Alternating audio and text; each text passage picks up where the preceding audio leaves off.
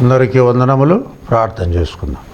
మహాఘనత వహించిన మా పరలోకపు తండ్రి, మీ ఘనమైన, పరిశుద్ధమైన, శ్రేష్టమైన, అయితే మనోహరమైన నామాన్ని బట్టి మీకే వేలాది వేల వందనాలు, స్తుతులు, స్తోత్రాలు చెల్లిస్తున్నా. సాయంకాల సమయంలో మీ సన్నిధికి వచ్చున్నా. ఎంతమంది శ్రోతలు ఈ కార్యక్రమాన్ని వీక్షిస్తున్నారో ప్రతి కుటుంబాన్ని, గృహాన్ని, వ్యక్తిని, ప్రాంతాన్ని దర్శించి అనేకులకు దీవెనకరముగా పరిణమించుటకు సహాయం చేయవలసిందిగా యేసుక్రీస్తు పరిశుద్ధ నామమున అడిగి వేడుకుంటున్నాం తండ్రి. ఆమెన్. ఈ కార్యక్రమాన్ని మీకు సమర్పించిన వారు శ్రీ తిరునంపల్లి నాగరాజు గారు, రాజ్యలక్ష్మి గారు, సుస్మితారాజు, చరణం, ఐనవోలు గ్రామము, తుళ్ళూరు మండలము, గుంటూరు జిల్లా. కావున ప్రేక్షకులు ప్రత్యేకంగా సుస్మిత రాజు యొక్క గృహము, ఉద్యోగము కొరకు ప్రార్థించాలని ప్రభు పేరట ప్రత్యేకంగా మీకు మనవి చేస్తున్నాం. దేవుడు వారికి ఒక బిడ్డనిచ్చాడు. ఆ బిడ్డ కొరకు కూడా మీరందరూ ప్రార్థించండి. వారి కుటుంబము ఆశీర్వదించబడినట్లుగా ప్రత్యేకంగా ప్రార్థించాలని కోరుతున్నాం. దేవుడు మిమ్మల్ని, మీ కుటుంబాలని దీవించి ఆశీర్వదించి వర్తిల్ల చేయనుగాక. ఈ దినమున మన అంశము సరిగా జీవించము ధ్యానం చేసుకుంటున్నాం. అపోస్తలుడైన పౌలు రోమీలకు రాసిన పత్రిక 7వ అధ్యాయాన్ని గురించి మనము ధ్యానించుకుందాం. గత వారం మనము 6వ అధ్యాయాన్ని ముగించాం. ఈరోజు మనము 7వ అధ్యాయాన్ని ధ్యానించుకుందాం. బైబిల్ వారు మీ బైబిల్ తీయండి. ఈ 7వ అధ్యాయమును 3 భాగములుగా విభజించడం జరిగింది. మొట్టమొదటి భాగము 7వ అధ్యాయము 1 నుండి 6 వచనాలు. Believers are united to Christ that they may bring forth fruit unto God. విశ్వాసులు క్రీస్తుతో ఐక్యము చెంది వారు క్రీస్తులో ఫలించాలని దేవుడు ఆశిస్తూ ఉన్నాడు. అలాగే 7వ అధ్యాయం 7 నుంచి 13 వచనాలు. The use and excellence of the law, శ్రేష్టమైనటువంటి ధర్మశాస్త్రము. అలాగే 3వ భాగము 7వ అధ్యాయము 14 నుంచి 25 వరకు. The spiritual conflicts between corruption and grace in a believer.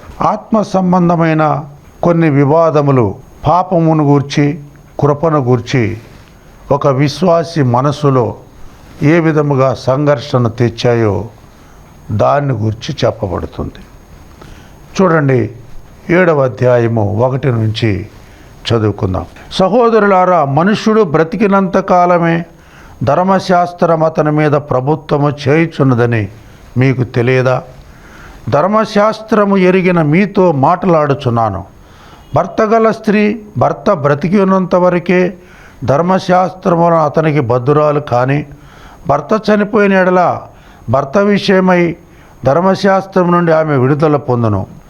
కాబట్టి భర్త బ్రతికి ఉండగా ఆమె వేరొక పురుషుని చేరిన ఎడల వ్యభిచారిణి అనబడును, కానీ భర్త చనిపోయిన ఎడల ఆమె ధర్మశాస్త్రము నుండి విడుదల పొందిన గనుక వేరొక పురుషుని వివాహము చేసుకునిను వ్యభిచారిణి కాకపోవును. కావున నా సహోదరులారా, మనము దేవుని కొరకు ఫలమును ఫలించినట్లు మృతులలో నుండి లేపబడిన క్రీస్తు అను వేరొకని చేరుటకై మీరును ఆయన శరీరము ద్వారా ధర్మశాస్త్ర విషయమై మృతులైతిరి. ఏలయనగా మనము శరీర సంబంధులమై ఉండినప్పుడు మరణార్థమైన ఫలము ఫలించుటకై ధర్మశాస్త్రం వలనైన పాపేచ్ఛలు మన అవయవములో కార్యసాధకములై ఉండెను.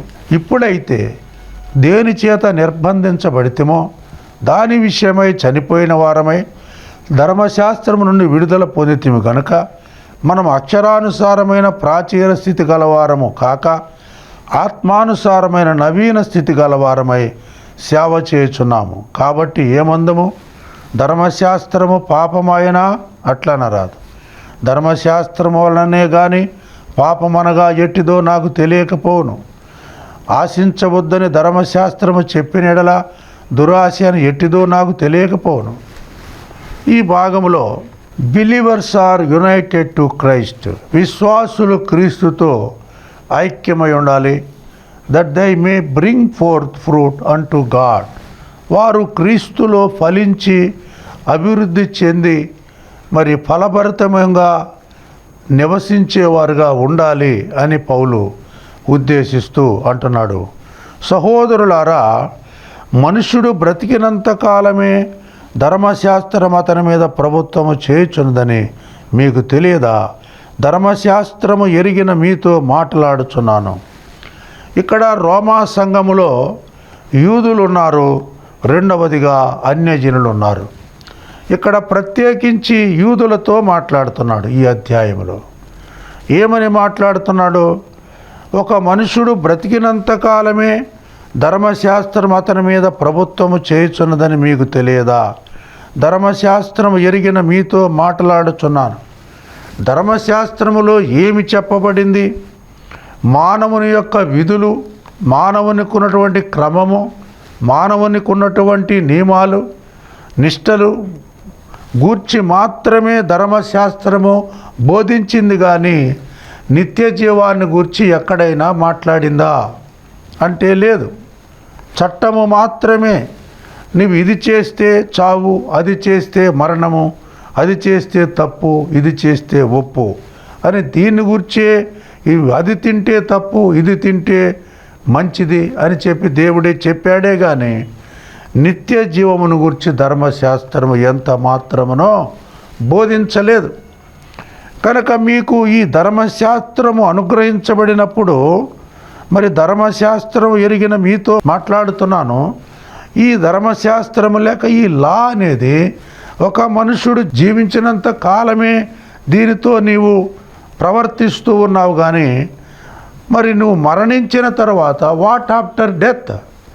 కనుక మరణం తర్వాత నీకు ఏమి ఉన్నది, ఏం జరుగుతుంది అనేది ధర్మశాస్త్రం ఎక్కడైనా ఈ 5 పుస్తకాల్లో, ధర్మశాస్త్రం అంటే ఏమిటి? మోషే రాసినటువంటి 5 పుస్తకాలు, ఆదికాండము, నిర్గమాకాండము, లేవియకాండము, సంఖ్యాకాండము, ద్వితీయోపదేశకాండము, ఈ 5 గ్రంథములనే మనము ధర్మశాస్త్రం అని పిలుస్తున్నాం. మరి 5 పుస్తకాల్లో ఎక్కడైనా నిత్య జీవమును గురించి ఎవరైనా చెప్పారా? యాకోబు కానీ, అబ్రహాము కానీ, ఇస్సాకు కానీ వారు తమ యాత్రను ముగించి వారి పితరుల యొద్దకు చేర్చబడ్డారు అని మాత్రమే చెప్పబడింది, కానీ ఎక్కడైనా వారు నిత్య జీవములో ప్రవేశించారు అనే విషయము, నిత్యత్వమును గూర్చినటువంటి విషయము ధర్మశాస్త్రములో పొందుపరచబడిందా అంటే పొందుపరచబడలేదు. అదే పౌలు మాట్లాడుతున్నాడు. ఒక మనిషి యొక్క మరణము వరకే ఈ ధర్మశాస్త్రము వెంబడించింది, కానీ మరణము తర్వాత అతనికి జరగబోయేటటువంటి ఆ భవిష్యత్తు నిర్ణయము ఇందులో చెప్పబడలేదు అంటున్నాడు. ఇంకా ఏమంటున్నాడు? భర్త గల స్త్రీ భర్త బ్రతికి ఉన్నంత వరకే ధర్మశాస్త్రం వలన అతనికి బద్ధురాలు, కానీ భర్త చనిపోయిన యెడల భర్త విషయమై ధర్మశాస్త్రం నుండి ఆమె విడుదల పొందును. వివాహ వ్యవస్థ ఉంది. మోషే ఏమన్నాడు? వ్యభిచారము చేస్తే అతన్ని రాళ్ళు పెట్టి కొట్టి చంపవచ్చును. ఏ స్త్రీ అయినా ఏ పురుషుడైనా వ్యభిచారం చేస్తే అతన్ని రాళ్ళు పెట్టి కొట్టి చంపవచ్చును అన్నాడు. ఇప్పుడు ఒక భార్య భర్తలు ఉన్నారు.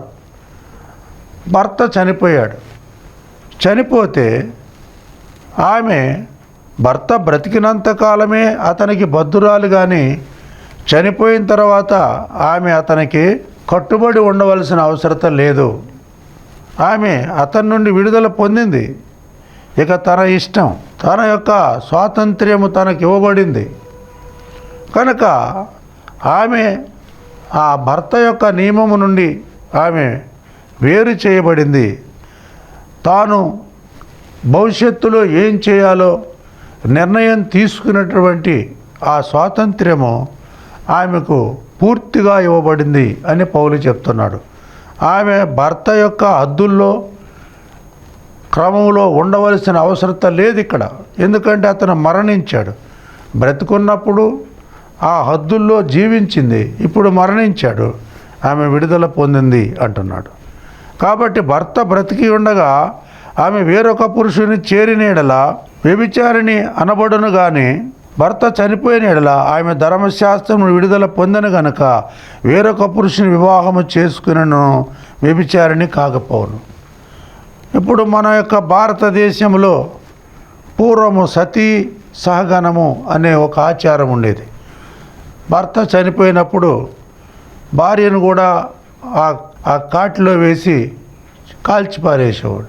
మరి రాజా రామ్మోహన్ రాయ్, అని బీసెంట్, కందుకూరి వీరేశలింగం పంతులు ఇలాంటి సంఘ సంస్కర్తలు లేచి దాన్ని ఆ ఆచారాన్ని ఖండించి ఇది తప్పు అని చెప్పి జీవించే హక్కు ఆవిడకు ఉంది, భర్త చనిపోతే అతనితో పాటు ఆమెను కూడా చంపివేయడం చట్ట విరుద్ధం అని చెప్పి వాళ్ళు ఖండించి మరి సంస్కరణలు తీసుకొచ్చారు. విడో మ్యారేజెస్, మరి విధవరాళ్ళ వివాహాలు చేసుకోవచ్చు అని చట్టాన్ని తీసుకొచ్చారు. బాల్య వివాహాలు రద్దు చేశారు, చైల్డ్ మ్యారేజెస్. కనుక ఇక్కడ ఒక స్త్రీ భర్త బ్రతికి ఉన్నప్పుడు ఆమె వేరొక పురుషుని వివాహం చేసుకుంటే ఆమె వ్యభిచారిణి అని పిలువబడుతుంది. ఎందుకంటే భర్త బ్రతికున్నాడు, భర్త బ్రతికున్న తర్వాత ఇప్పుడు ఆమె వేరొక పురుషుడిని వివాహం చేసుకుంది. ఉదాహరణకి సమరయ స్త్రీతో యేసు ప్రభు చెప్పాడు, అమ్మా ఇంతకుముందు నీకు 5 పెనిమిట్లు ఉన్నారు, ఇప్పుడున్నవాడు నీ పెనిమిటి కాడును మాట మాత్రము సత్యమే, నువ్వు సత్యమే చెప్పావు అన్నాడు. అంటే 5 పెనిమిట్లు ఆవిడకు ఉన్నారు, 5 భర్తలు ఉన్నారు అని యేసయ్య చెప్పాడు. అంటే మరి 5 భర్తలు ఈవిడికి ఎలాగొచ్చారు అంటే ఒకళ్ళ తర్వాత ఒకళ్ళని ఆమె వివాహము చేసుకున్నది. ఒకసారి యేసుక్రీస్తు శిష్యులు యేసయ్యను ఒక ప్రశ్న వేశారు, అయ్యా ఒక స్త్రీ ఉంది, ఆమె ఒక పురుషుని వివాహం చేసుకుంది, అతడు చనిపోయాడు. మరి వేరొక పురుషుని వివాహం చేసుకుంది, అతడు చనిపోయాడు. 3వ వాడిని చేసుకుంది, అతడు చనిపోయాడు. 4వ వాడిని చేసుకుంది, అతడు చనిపోయాడు. 5వ వాడిని చేసుకుంది, అతడు చనిపోయాడు. 6వ వాడిని చేసుకుంది, అతడు చనిపోయాడు. 7వ వాడిని చేసుకుంది, అతడు కూడా చనిపోయాడు. అయితే పునరుత్థానము చెందినప్పుడు ఈమె ఎవరికి భార్య అవుతుంది అన్నాడు. పునరుత్థానములో మొదటి వానికి భార్య అవుతుందా, 2వ వానికి భార్య అవుతుందా, 3వ వానికి భార్య అవుతుందా, 4వ వానికి భార్య అవుతుందా, 5వ వానికి భార్య అవుతుందా, 6వ వానికి భార్య అవుతుందా, 7వ వానికి భార్య అవుతుందా అని అడిగాడు. అప్పుడు యేసయ్య అన్నాడు, పునరుత్థానమందు వివాహము చేసుకున్నటైనను లేదా ఒకరినొకరు భార్యాభర్తలుగా ఉండుటైనను అక్కడ ఉండదు అన్నాడు. వాళ్ళు ఎలా ఉంటారు అంటే వారు దేవదూతల వలె ఉంటారు అన్నాడు. కనుక దేవదూతలకు పెళ్ళిళ్ళు అవుతాయా, దేవదూతలకు శరీరాలు ఉంటాయా అనేది మనం తెలుసుకోవాలి. కనుక వాళ్ళు దేవదూతల్లో పోలి ఉంటారు, అక్కడ వివాహము చేసుకున్నట్టు కానీ వివాహములకు ఇవ్వబడుట కానీ అక్కడ లేదు అని ఆయన చెప్పాడు. కనుక ఇక్కడ ఈ స్త్రీ భర్త బ్రతికి ఉన్నప్పుడు వేరొకరిని చేసుకుంటే ఆమె వ్యభిచారి అని ధర్మశాస్త్రం చెప్పింది. మరి భర్త చనిపోయినాక చేసుకుంటే ఆమె వ్యభిచారిని కాదు అని పౌలు వీళ్ళతో మాట్లాడుతున్నాడు. కావున నా సహోదరులారా, మనము దేవుని కొరకు ఫలమును ఫలించినట్లు మృతులలో నుండి లేపబడిన క్రీస్తు అను వేరొకరిని చేరుటకై మీరును ఆయన శరీరము ద్వారా ధర్మశాస్త్రము విషయమై మృతులైతిరి. ఇక్కడ ఇది సమస్య. ఇప్పుడు నీవు క్రీస్తు అను ఒక పురుషుణ్ణి వివాహం చేసుకున్నావు, సంఘము క్రీస్తును వివాహం చేసుకుంది అనుకుందాం. సంఘము అనగా ఇక్కడ కన్యకతో పోల్చబడింది, వధువు సంఘము అన్నాడు 2 కొరింథీ 11:1. కనుక పవిత్రమైన కన్యనుగా మిమ్ములను క్రీస్తుకు సమర్పించాను అని పౌలు అన్నాడు. The holy bride. ఎవరు ఆ సంఘము అంటే అది ఆ పవిత్రురాలైన కన్యకయే దేవుని సంఘము. సంఘము యేసు శరీరం అని చెప్తాం. The body of Christ. సంఘము పవిత్రురాలైన కన్యక అని చెప్తాం, హోలీ బ్రైడ్. కనుక ఈ సంఘము నాకు భర్త ఎవరు అంటే, లేదా శిరస్సు ఎవరు?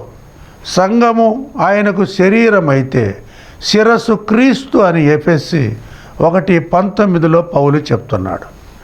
కనుక శిరస్సు క్రీస్తు. పురుషునికి, ఒక భార్యకు శిరస్సు ఎవరు అంటే భర్త అని పౌలు చెప్పాడు ఎఫెసీ 5:24. కనుక స్త్రీకి శిరస్సు ఎవరు అంటే పురుషుడు. ఇక్కడ సంఘానికి శిరస్సు ఎవరు? క్రీస్తు. కనుక ఈ స్త్రీ, ఈ సంఘం అనే ఇటువంటి ఈ స్త్రీ క్రీస్తును వివాహం చేసుకున్నది, పురుషుడిగా ధరించుకున్నది. ఇప్పుడు ఈ స్త్రీ అన్య దేవతలను ఆరాధించినట్లయితే ఆమె వ్యభిచారం చేసిందే అని పౌలు ఉద్దేశం. ఆమె వ్యభిచారిణి అని పిలువబడుతుంది. ఎందుకంటే భర్త బ్రతికున్నాడు, మన క్రీస్తు సజీవముగా ఉన్నాడు. సజీవముగా ఉన్నప్పుడు నీవు క్రీస్తును వదిలిపెట్టి వేరొక పురుషుణ్ణి నీవు ఆరాధిస్తే నీవు వ్యభిచారము చేసినట్లే అని పౌలు చెప్తున్నాడు. మరి అలా నువ్వు చేయవచ్చునా? చేయవే? చేయలేవే? నేను పుణ్యస్త్రీగా వెళ్ళాలని చెప్తావే. మరి పుణ్యస్త్రీగా వెళ్ళాల్సిన నీవు ఎలాగూ మరి ఇతర దేవతల్ని ఆరాధిస్తున్నావు? వ్యభిచారం చేస్తున్నావా లేదా అని పౌలు సెలవిస్తున్నాడు. వేరొకరిని చేరుటకై మీరును ఆయన శరీరము ద్వారా ధర్మశాస్త్ర విషయమై మృతులయ్యారు, చచ్చిపోయారు. ఏలయనగా మనము శరీర సంబంధులమై ఉండినప్పుడు మరణార్థమైన ఫలమును ఫలించుటకై ధర్మశాస్త్రము వలనైన పాపేచ్ఛలు మన అవయములలో కార్యసాధకములై ఉండెను. మనము శరీర సంబంధులమై ఉన్నప్పుడు కార్నల్ మైండ్, ఏ కార్నల్ మ్యాన్, నేచురల్ మ్యాన్, మనుష్యుడు 3 విధములు అని పౌలు రోమా పత్రికలో చెప్తాడు. మొట్టమొదట మనుష్యుడు శరీర సంబంధమైన మనుష్యుడు. రెండవది ప్రకృతి సంబంధమైన మనుష్యుడు, నేచురల్ మ్యాన్. మూడవది ఆత్మ సంబంధమైన మనుష్యుడు, స్పిరిచువల్ మ్యాన్. అయితే ఈ 3 వ్యక్తుల్లో ధర్మశాస్త్రములకు మనము లోబడినప్పుడు, ధర్మశాస్త్రానుసారముగా మనము ప్రవర్తించినప్పుడు మనము శరీర సంబంధులము అంటున్నాడు. ధర్మశాస్త్రము వలన మనుష్యుడు ఆత్మ సంబంధి కాలేడు. ధర్మశాస్త్రము వలన మనుష్యుడు శరీర సంబంధి, a carnal mind and a natural man, ప్రకృతి సంబంధి అయిన మనుష్యుడే. దాని ఫలం ఏమిటంటే పాపేచ్ఛలు మన అవయములలో కార్యసాధకములైనను. గలతీ 3:4 పౌలు అంటాడు, ఆత్మ శరీరమునకు ఆత్మను ఒకదానికొకటి వ్యతిరేకముగా పోరాడుతున్నాయి అంటున్నాడు. The flesh against the spirit, the spirit against the flesh was fighting each one other. ఒకదానికి ఒకటి వ్యతిరేకముగా పోరాడుతున్నాయి. కనుక ఇక్కడ ధర్మశాస్త్రము అంటే ప్రకృతి సంబంధమైన మనుష్యునికి ఇది సాదృశ్యముగా ఉంది. No spiritual man. ఇక్కడ మనుష్యుడు ఆత్మీయముగా జీవించలేడు, శరీర సంబంధిగా మాత్రమే ఇక్కడ పిలువబడుతున్నాడు. అవి మాత్రమే ఆ శరీరములో అవి కొనసాగుతూ క్రియ చేస్తున్నాయని పౌలు అంటున్నాడు. ఇప్పుడైతే దేని చేత నిర్బంధించబడితేమో దాని విషయమై చనిపోయిన వారమై ధర్మశాస్త్రము నుండి విడుదల పొందితేము గనుక మనము అక్షరానుసారమైన ప్రాచీన స్థితి గలవారము కాక ఆత్మానుసారమైన నవీన స్థితి గలవారమై సేవ చేస్తున్నాం. ఇది ధర్మశాస్త్రము మనుష్యుణ్ణి మార్చలేకపోయింది, మారు మనసు ఇవ్వలేకపోయింది, క్రొత్త జన్మను ఇవ్వలేకపోయింది. ఆచారములనే నీవు కొనసాగిస్తూ, సాంప్రదాయములనే నీవు కొనసాగిస్తూ ఉన్నట్లయితే నీవు ఆ సాంప్రదాయములలోనే కొట్టుకొని పోతున్నావు. కానీ there is no newness in the tradition. ఆ ప్రాచీన తత్వములో నీకు నూతనత్వము అనేది లేదు అని పౌలు చెప్తున్నాడు. ఆ నూతన జన్మ, ఆ నూతనత్వము, ఆ రెన్యువల్నెస్, తిరిగి పునరుజ్జీవింపబడుట, తిరిగి నూతన బలము పొందుట, తిరిగి మార్పు చెందుట అనేది ధర్మశాస్త్రములో లేదు అని పౌలు చెప్తున్నాడు. అయితే ఇప్పుడైతే మనం అక్షరము నుండి కాక ఆత్మానుసారమైన నవీన స్థితి గలవారమై కట్టు బొట్టు తిను త్రాగు ఇవన్నీ ఆచార సంబంధమైనవే కానీ ఆత్మ సంబంధమైనవి కావు. ఆత్మకు నియమము లేదు అని పౌలు చెప్తున్నాడు. ఆత్మ యొక్క నియమం ఏమిటి? నిత్య జీవము. The rule of the spirit is the life. ఆత్మ యొక్క నియమం ఏమిటి? జీవము, నిత్య జీవము. కనుక ఈ ఆత్మ నియమం అనగా యేసు క్రీస్తు వలన వచ్చినది ఆత్మ నియమము. శారీరక నియమము, ప్రకృతి నియమము, ధర్మశాస్త్రము అనుసారమైనటువంటి నియమము ఇది పాత నిబంధన గ్రంథములో నుండి మనకు ఇవ్వబడింది. కనుక అందులో నిత్య జీవము లేదు, అక్షరము మాత్రమే మిగిలింది. ఆ అక్షరము ద్వారా నవీన స్థితి అనేది లేదు, న్యూనెస్ అనేది లేదు. యెషయా 40:31లో యెషయా అన్నాడు, యెహోవా కొరకు ఎదురు చూచువారు నూతన బలమును పొందుతారు, వారు పక్షిరాజు వలె రెక్కలు చాపి పైకి ఎగురుతారు, అలయక పరిగెత్తుదరు, సొమ్మసిల్లక నడిచిపోతారు అన్నాడు. Those who are wait for the Lord they are renew of their strength. యెహోవా కొరకు ఎదురు చూచేవారు నూతన బలాన్ని పొందుతారు, వారు పక్షిరాజుల వలె రెక్కలు చాపి పైకి ఎగురుతారు, అలయక పరిగెత్తుతారు, సొమ్మసిల్లక నడిచిపోతారు. కనుక ఈ నూతనత్వము అనేది అక్షరములో లేదు, ఆత్మలో మాత్రమే ఉన్నది.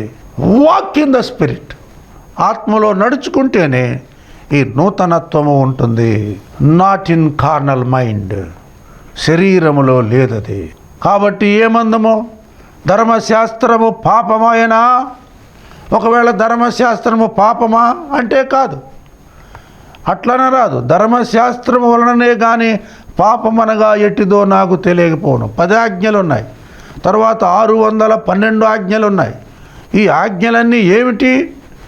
వ్యభిచరించకూడదు, దొంగిలించకూడదు, నరహత్య చేయకూడదు, విశ్రాంతి దినమును పరిశుద్ధంగా ఆచరించాలి, నీ తల్లిని నీ తండ్రిని సన్మానించాలి, నీ పొరుగువాడిని ఎద్దు గాడిద దేన్ని ఆశించకూడదు, అబద్ధ సాక్ష్యం పలకకూడదు, దేవునికి తప్పనివి ఏ ప్రతిమకు సాగిల పడకూడదు, యెహోవా నామాన్ని వ్యర్థముగా ఉచ్చరించకూడదు.